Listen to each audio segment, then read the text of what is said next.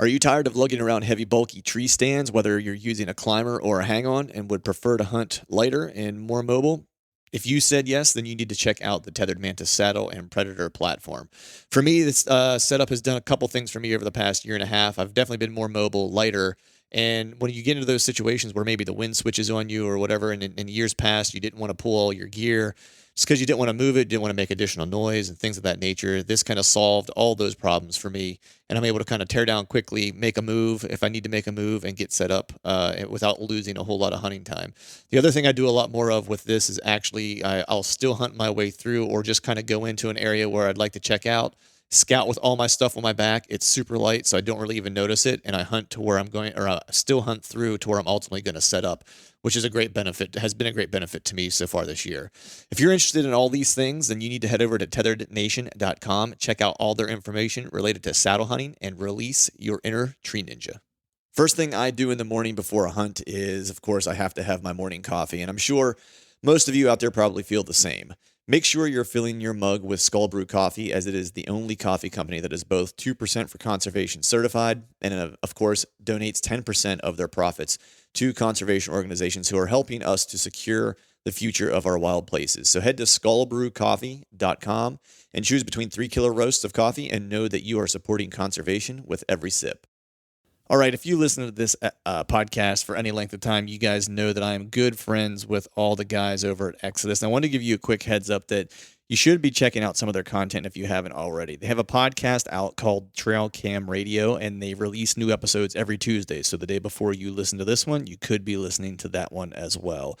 They've done some deep dives with some great guests. You'll recognize some of these names as Jeff Sturgis, Dan Enfalt, and the Hunting Public. And they also jump into and talk to some less-known hunters who consistently are getting it done many times on public land. If you prefer to watch podcasts, if you're looking for some video content, they have a YouTube channel as well, and that is packed, of course, with great videos and interviews.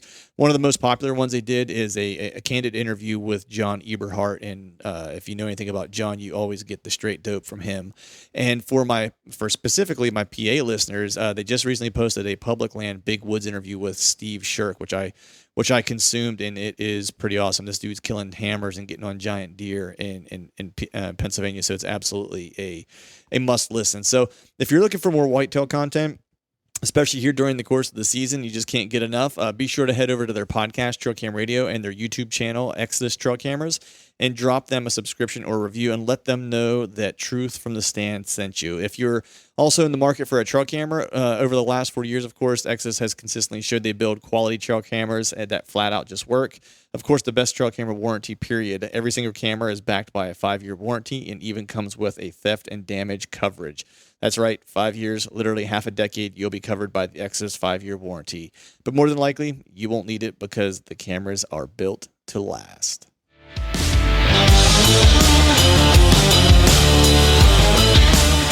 Hello and welcome to the Truth from the Stand Deer Hunting Podcast, brought to you by Skull Brew Coffee Company. I'm your host, Clint Campbell, and you're listening to episode number 145. Today, John and I are bringing you the first episode of this year's Rut Log, so stay tuned.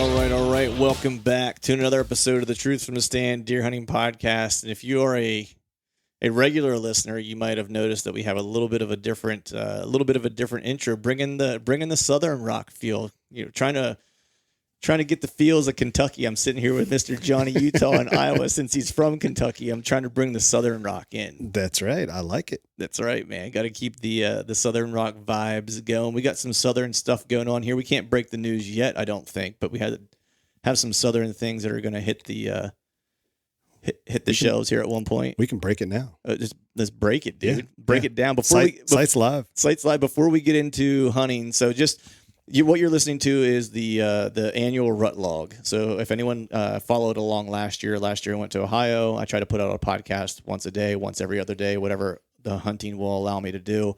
This year, as I'm sure have heard me talk about plenty of times during the course of the year, I'm in Iowa with John, have had a couple hunts in. But John's been working diligently on a little a side project, and we're going to break the news here, which is appropriate considering the Southern Rock intro. Yes, I like it. That's awesome. Dude, it's kind of surreal. You're sitting right here. I know, dude. I know. There's bone all you're around in my us office. in your office, you know. It's we're back together again. It's like I know. It's like a couple. I know. What started out as oh yeah, I know that guy from Harrisburg. Right. Yeah, I know. I've been out twice now, to scout once in March, then out now to hunt, hopefully coming in light, going out heavy is the plan. That's the plan. Pack out heavy. That's right. So what do you got going on, man? Let's break some news. Let's break the Southern Rock news. Breaking news. So back in May, I actually started thinking about an idea of a different product. I've moved on from Wicked Tree Gear, and I'm still doing a little bit of design work for a backpack company out in Montana. But I wanted my own product, something that I can do myself. And I love turkey hunting, and I love bourbon. And being from Kentucky, of course, I love bourbon.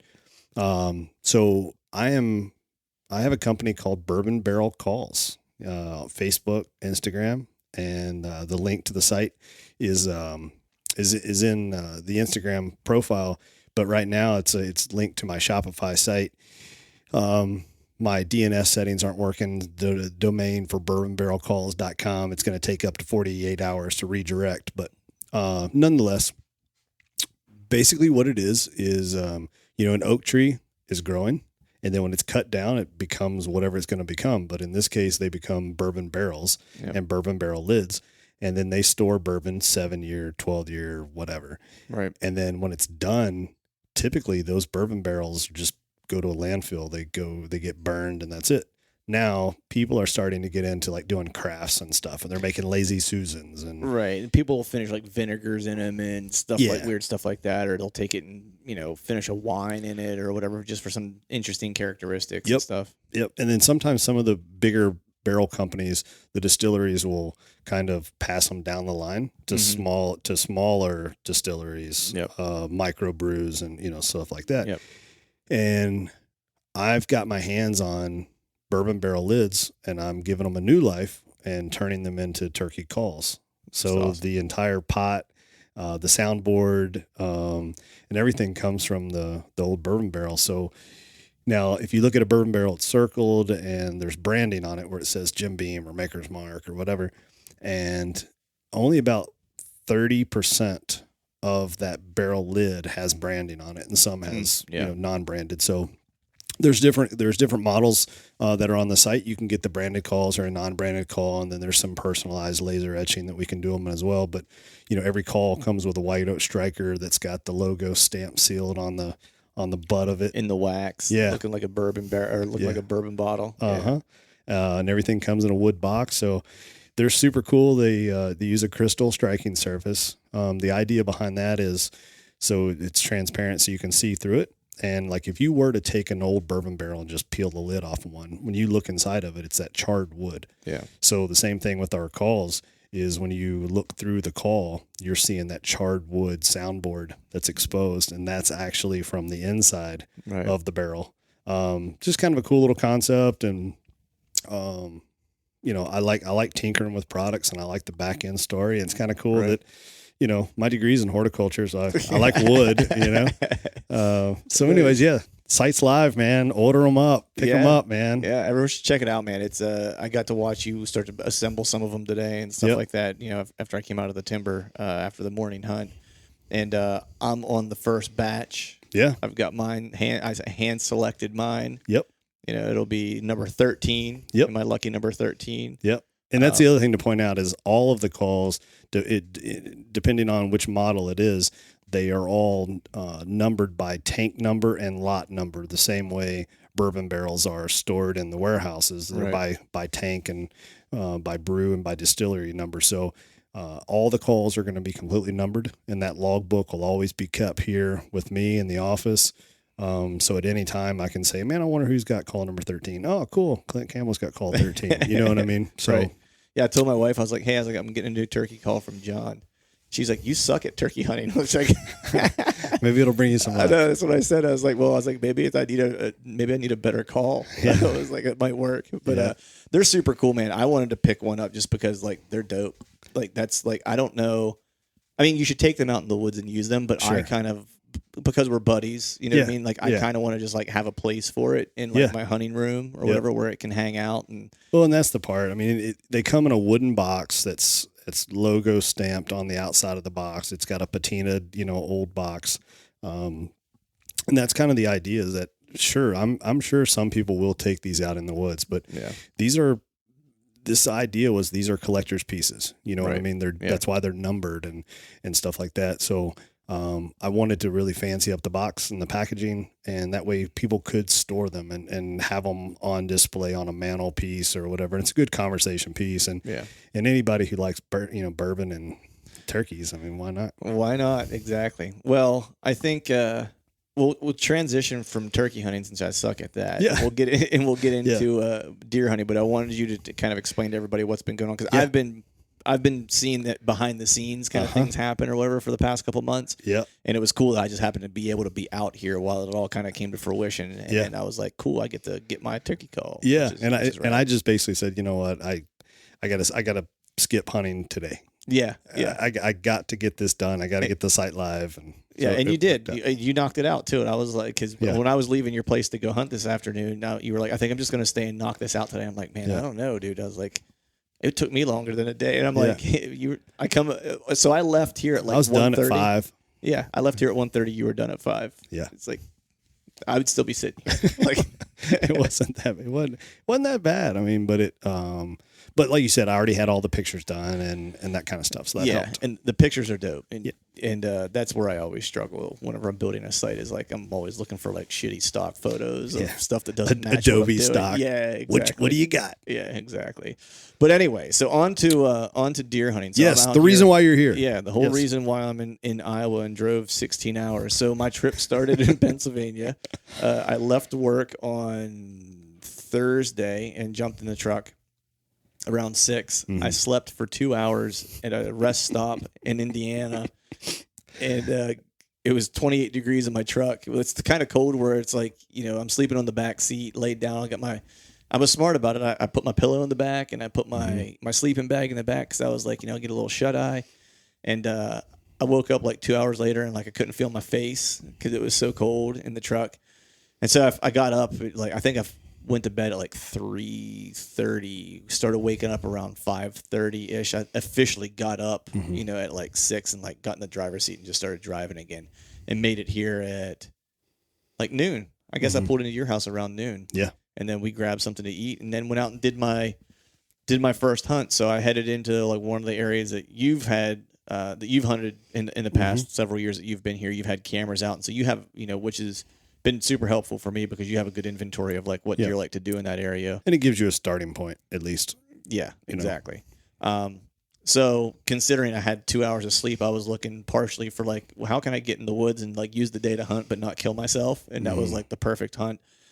Saw deer at the very end of the day, or at the end of the evening. You have 3 cameras in there, so I checked 2 of them. I couldn't find the other one today that I looked for that one. It might have been stolen. I don't know. It might have been. Maybe it was. I hope not. But did see a buck last night, just a little forky, but it was cool in Iowa. Saw my first Iowa deer, dude, and those bodies are huge, dude. It's like a forkhorn. I'm like, that dude is a giant. Yeah. It's crazy the size of their bodies. And then ended up going back in and hunting that same spot this morning, and saw, I think it was probably the same forky along the edge of that cornfield that's there. Couldn't really tell because I didn't have, again, forgot some stuff in the truck. I forgot my binos and didn't get a chance to look to see exactly what it was. Didn't see anything else the rest of the day, and then actually just got back in, went to a spot that you and I scouted this March. There was a big historical rub that was there, and it's just through a bunch of multi-floor rows and just kind of hard, nasty to get into, which because you and I walked through it together. Managed to kind of, once I got in there, there's a big drop off, maybe 100 yards after you get in.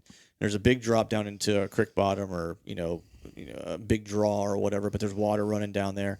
And so I was smart. I was like, you know what? Let me stop here and let me glass real quick for a couple minutes just to make sure I'm not going to, because at the entrance, the beginning part of the hike is you can be pretty quiet. It doesn't get really thick until you get across that drainage or across that draw and onto the next ridge. That's where it starts to get, kind of nasty. So it's like, let me just kind of do a quick glass here and make sure that I'm not going to like blow anything out that's just standing right here. Because if I can glass something up right here, I was like, I might just climb a tree right here and see if I can't get him to play ball if it's a buck, right? Sure. I glassed for like 3-4 minutes, whatever it was, didn't see anything. I was like, okay, coast is clear. I took 3 steps and like saw a tail jump, and then I kind of looked, and as he was moving up there's a bend in the stream that's there, and he was moving up like the bend, getting ready to jump onto the ridge and start climbing. And I could just see the back of his head, and I saw bone, decent buck, nothing. You would pass him, put it that way. Mm-hmm. In Iowa, you would pass him. Me, maybe. Right. But I have a little bit different, I guess, purview coming from Pennsylvania, and I'm only here for 2 weeks and stuff like that. Sure. But you and I had an interesting conversation though about my approach, and there's a deer that in the area that I hunted last night that I sent you the trail camera pictures, and you were like, you said for a moment, I'm like, man, I hope that buck walks by Clint because I know he'll arrow it. And then like we were talking today, you're like, I'm kind of glad that buck didn't walk by you last night. So tell me a little bit about your hunts, what you have going on, what your plan is, and then what you meant by I'm glad that buck didn't walk by you. So with all the travels that I did all summer, I didn't get back to Iowa till October 15th. And I was really, really, really behind. At that time, I only had like two stands hung, and then I ran out a day and hung 3 more, another one in public. And I'm like, man, what am I going to do? Like, I haven't done any October. I don't have anything set up for October. Right. And I'll be the first to admit, I am not the best October buck hunter. Right. The only thing I know to do is like go to food. Right. And I've only got one lease this year that I planted on, and it was a decent plot, but it was, we were fighting hot weather, and then we were fighting rain, and I planted that plot, 2 different times. But so October, I'm not real optimistic about it, and it was literally just going to be taking some stabs, some wild guesses, and I thought, okay, this probably isn't going to work. My best bet to utilize my time is to probably get stands hung for the rut and roll the dice. I know where the hot spots are. Let's just focus on that. The rut will be here in 2-3 weeks anyways. Right. So let's just do that. And so that's what I've been doing. I've kind of been hunting. I wouldn't say I've been hunting hard yet. I've been hunting mostly evenings. Right. I've only done 1 morning hunt so far. And even that one, I just sat in my grizzly box blind on the food plot. I needed to check cameras there anyways. So I thought, I'll just sit there. So, and these are all spots that are like 80 yards from my truck. Right. Not invasive at all.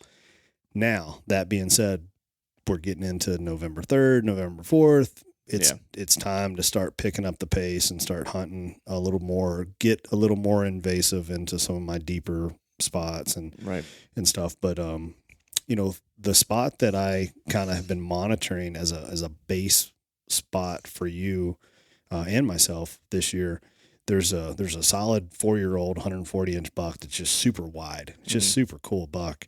I've got pictures of him from last year, and he's been coming back around this year. He's been seen from that tree stand a couple times. Mm-hmm. And when I thought of that buck, I thought, man, like that's a solid Iowa 4-year-old tank body. Yep. I mean, he's not a 180-inch buck, which, as we know, they're around every tree. Yeah. I've seen 20 of them since I've been here. Right.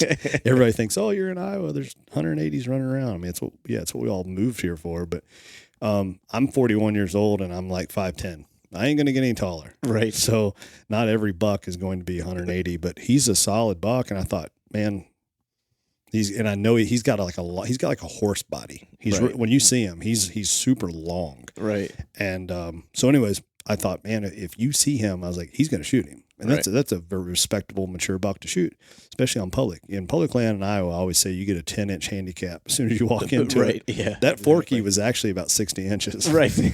But then I thought, man, he's actually here for 2 weeks. He's not here for like a weekend hunt. Right. Like, I hope he doesn't shoot that, because I know if you sit bell to bell from November 5th to November 12th, whatever, November 6th to the 12th, you're going to see an Iowa hammer. Right. It's going to happen, Well, you've had them in there every year on trail camera. Yeah. At least, because you would send, we always trade trail camera pictures and stuff.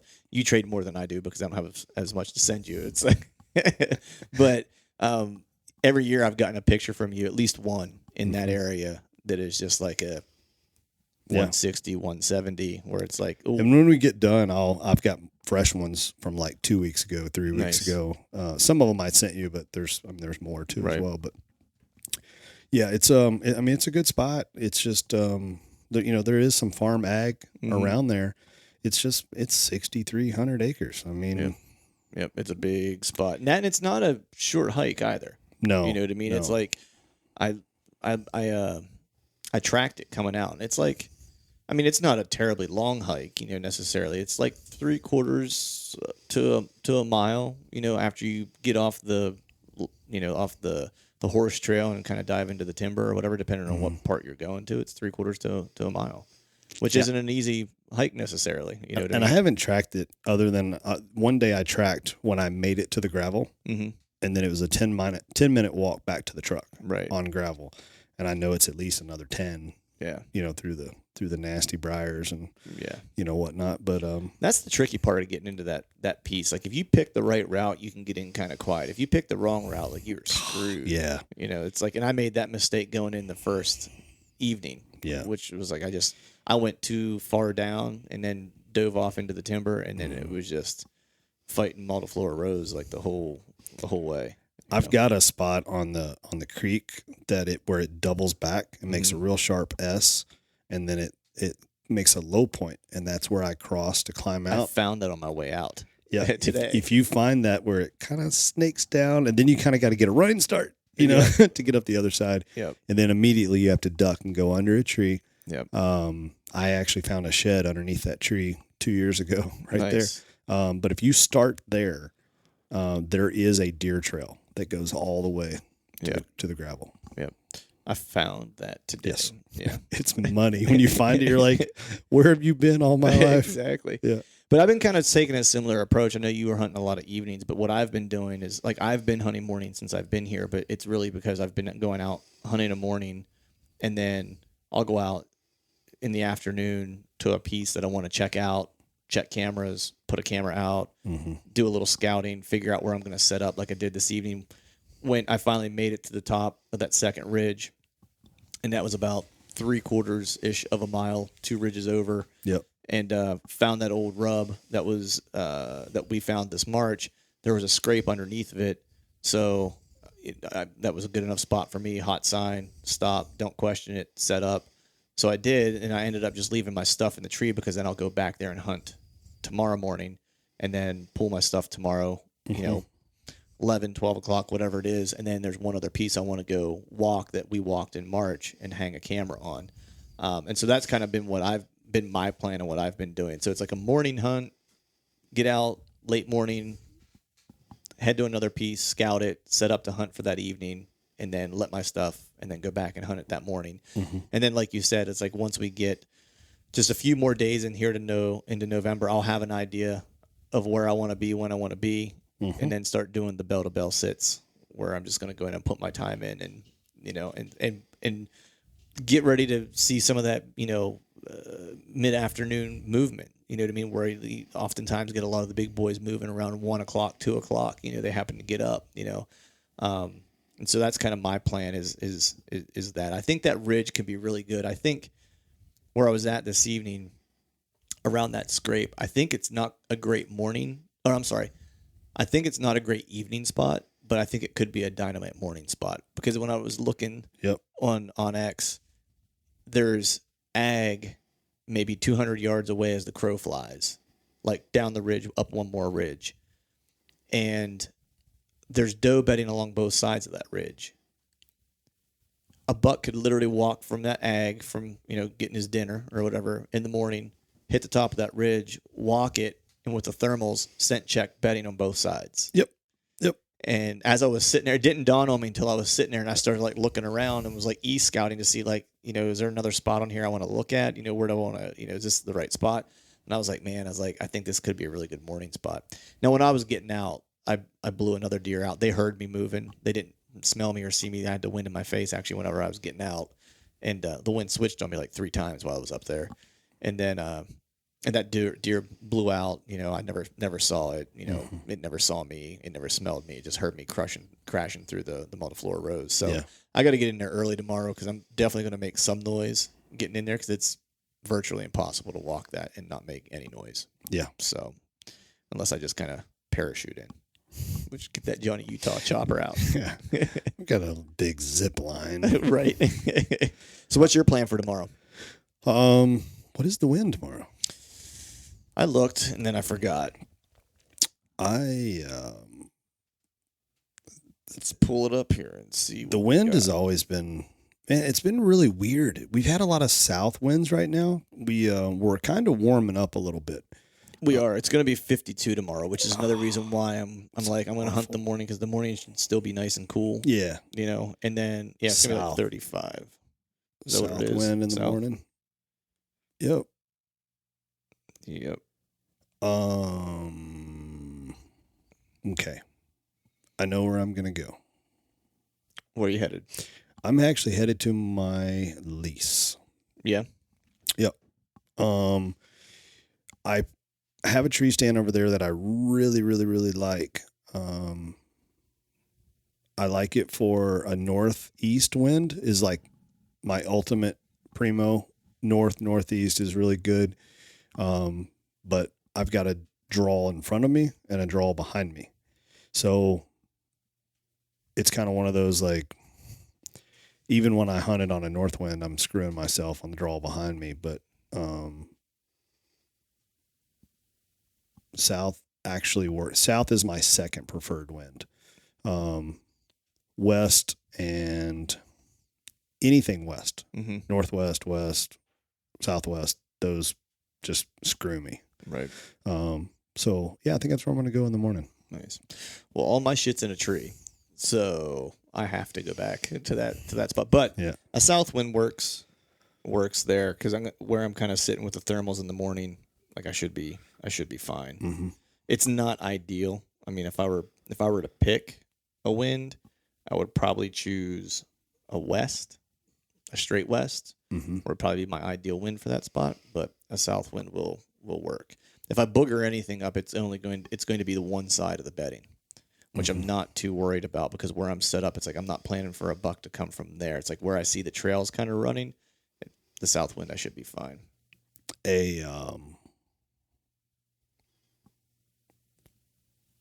Southeast could work really good for you too. Southeast actually would be really good. Yeah. It sucks getting in. It sucks getting into that place. But once you're in, you're fine. Yeah. It's hard to get into because no matter what the wind is doing, you're gonna hurt an area walking in, no matter the wind, because there's literally bedding everywhere. Yeah. You're literally walking through bedding. Yeah, you like do. on your way into this particular ridge. Yeah. Actually, 2 sections of bedding. Yeah. It's just a matter of which side of the bedding are you gonna screw up. Mm-hmm. Are you going to screw up the west side or are you going to screw up the east Haven't side? seen any Sasquatch sightings? No Sasquatch yet. No. Thought I heard one tonight, though. It's early. Yeah. I swear, if there is a Sasquatch in Iowa, it's in Shimmick, and there's a breeding pair of them. I'm convinced. I think I heard him tonight. There's some big, gnarly woods, Yeah. I mean, there's parts of that like no human in this modern era has for sure been to. Oh, yeah. It's crazy. I mean, just some of it. I mean, partially, too, just because some of it's, surrounded by private to a degree to where it's like, if you want to get to that one spot, put your hiking boots on, buddy, and it's not going to be pleasant. You know what I mean? It's like it's so, I think the thing that shocks me the most is just like how thick everything is. Like people think of Iowa, they think of like flat, big, timber stands, you know what I mean? With, pristine kind of timber or whatever. Yeah. But this is just like, it's like the bush. Yeah. It's It gnarly. is. The first time I went into Shimmick on a real scouting mission, it was like late August. And I went real deep into Shimmick. And when I first moved here, and I had a couple of trail cameras in a backpack. Cell phone died like halfway back there. I'm Right. just like, you know, Yep. I'm a man. I don't need a cell phone. And you know, you're looking for sign. So like, I'm not even thinking like navigation Right. at this point. So I'm looking for sign, I'm looking at trees and ridges and look at this kind of stuff. And then I get a couple of cameras set up and I'm like, sweet. All right. I need to head this way to go back to that trail. I've been walking for like an hour. I'm like, I should have come to the gravel at some point. Right. And I think what happened is isn't there like some science to the geographical? Like if you're lost, you need to force yourself to kind of go left a little because you just want to keep going kind of curving to the right. Yeah. And I literally 45 minutes later, I'm like, I crossed that tree 45 minutes ago. I'm like, I just made a complete circle. I'm like, oh crap. And there was a moment where I was actually thinking like, okay, it's like 2 a.m.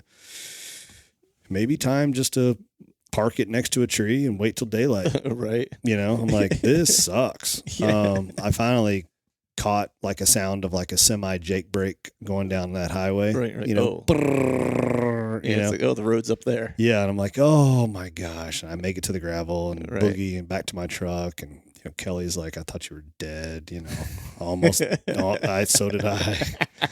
So, Nice. it's a big chunk of timber. And I mean, you know, maybe that makes me not a woodsman. I don't know, but it's a big chunk. I'm the same way, man. I can get turned around pretty easy. I'll start doing the same thing where I'm looking for sign, I'm looking at stuff or whatever, I just wasn't paying attention at and I all. just get turned around, and I'm like, you know, and it's one of those things where it's like it's so thick in there, like you can't see real far. Yeah. You know what I mean? So you can't pick out like a landmark out in front of you somewhere. You know, it's just like there's a lot of deadfall, so it just looks like it looks the same. Sure. You know, everywhere.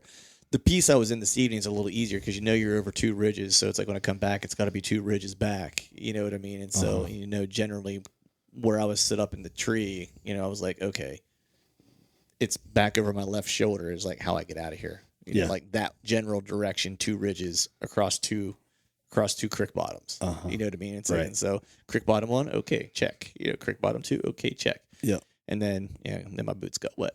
So Exactly. But all right, well that's our update for the what it is today, the 2nd. November 2nd. And time changes tomorrow. Time changes tomorrow, yeah. So 1 hour less of sleep, which sucks. Yeah. Yeah. I still need like one more day to catch up. Yeah. But hope everyone out there is having some success in rut during the rut. If you're traveling, be safe. If you're hunting, be safe. Wear your damn safety harness if you're in a tree. And we will be back here, if not tomorrow, the next day. We'll try to keep putting these out to let you guys know what's happening. So until then, thanks for listening. All right, folks, that's a wrap for today's show. I'd like to thank all of you for listening. If you haven't yet, please head over to iTunes and leave us a 5-star rating. And be sure to subscribe to the podcast. We'd be super appreciative if you do those 2 things for us. And before I shut this thing down, I need to give a big shout out to our partners who continue to help us make this podcast possible. Tethered, Exodus Outdoor Gear, Skull Brew Coffee Company, Gumleaf USA Boots, Obsession Bows, Ramcat Broadheads, Trophy Taker Rests, and Dead Downwind. And until next time, we'll see y'all.